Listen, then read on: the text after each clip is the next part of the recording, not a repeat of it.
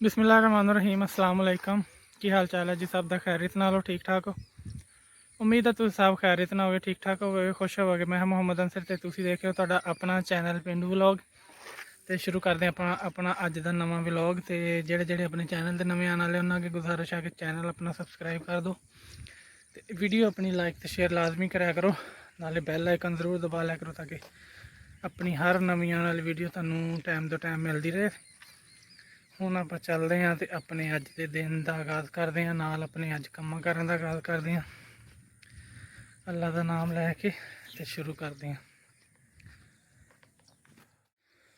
ਭਿੰਡੀਆਂ ਮਾਸ਼ਾਅੱਲਾ ਪੱਕ ਕੇ ਦੇਖੋ ਕਮਲੀਆਂ ਹੋ ਗਈਆਂ, ਇਹਨਾਂ ਦੇ ਵਿੱਚ ਬੀ ਬਣ ਗਏ ਹੋਏ ਆ। ਆਹ ਜਿਹੜੀਆਂ ਨਾ ਸਮਝੋ ਕਿ ਆ ਬੀ ਵਾਸਤੇ ਤਿਆਰ ਆ ਵਾਲੀਆਂ, ਇਹਨਾਂ ਨੂੰ ਖੋਲਾਂਗੇ ਤੇ ਇਹਨਾਂ ਦੇ ਵਿੱਚੋਂ ਬੀ ਨਿਕਲ ਆਣਾ। ਤੇ ਭੂੰਡੀਆਂ ਦੇਖੋ ਇਹਨਾਂ ਨੂੰ ਕਿੰਨੀਆਂ ਲੱਗ ਗਈਆਂ, क्योंकि स्प्रे स्प्रू नहीं हुई।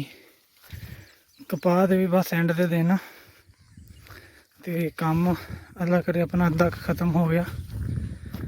हुण चलते हैं घर, तो बाकी जड़ा रहिंदा घर जाके वह भी कर लिए पूरा। बच्चा माशाल्लाह देखो खड़ा खड़ा रज गया पट्ठे खा के, घाह खा के। चलो अल्लाह खैर करे, घर चलते हैं, जाके देखते हैं हम केड़ा काम रहेगा करना। ये केड़ी खाद है? ये जी यूरिया पाई जा रही है झोने नूं ताकि झोने का कद वड्डा होवे। इनू माशाल्लाह पई हुई है, तो यदा रंग देखो, उन्होंने खाद पैन वाली है तो वह रंग देखो। मोबाइल तो शायद एक जैसा ही लगता हो, लेकिन यह है कि कोल सामने देखो ना तो बहुत फर्क है। वह रंग है पीला पीला, तो यदा रंग है गहरा सबज। इधर खड़ियाँ डिस्कां ते नाल है ट्रैक्टर, ये भी होंदियां ज़मीन नरम करने वास्ते। आ देखो इनू इस वजह तो डिस्क कहते आ, जड़ा लग्या होया तवे टाइप का। तो ये इन्नी ज़मीन दे विच चली जाती, ज़मीन कर देंदी नरम। जिहड़ी ज़मीन सख्त होंदी आ उत्थे फिर ये चलाई जाती ताकि ज़मीन चंगी तरह नरम हो जाए। उस तो बाद फिर उत्तों वाह वूह के फसल बीजी जाती, क्योंकि जिन्नी ज़मीन नरम होएगी उन्नी चंगी फसल आएगी। ए पई आ खाद दी बोरी, वो भाई खलारी जाता।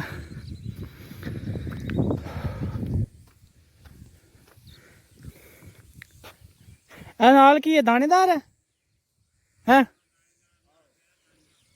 अच्छा अच्छा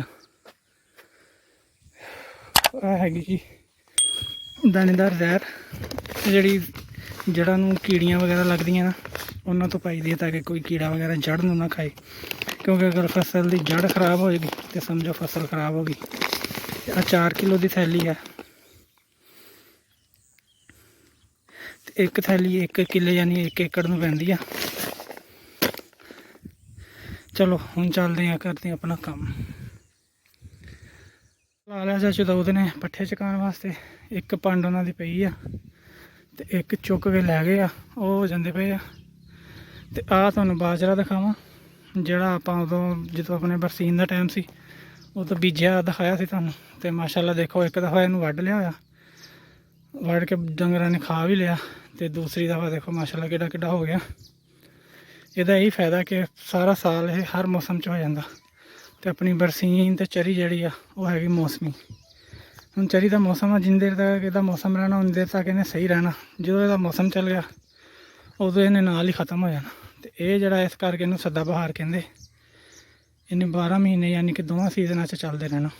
तो ये भी नहीं कि जानवर इनू खा लेंगे, खाना छड़ दोगे पक जूगा या खराब हो जू, नहीं बिल्कुल सही रहा। तो जानवर बड़े शौक ना खाते हैं। चलो जी अल्लाह पाक इन्होंने नसीबा च करा, तो कोशिश करेंगे आप भी इन्हूं बीजीए।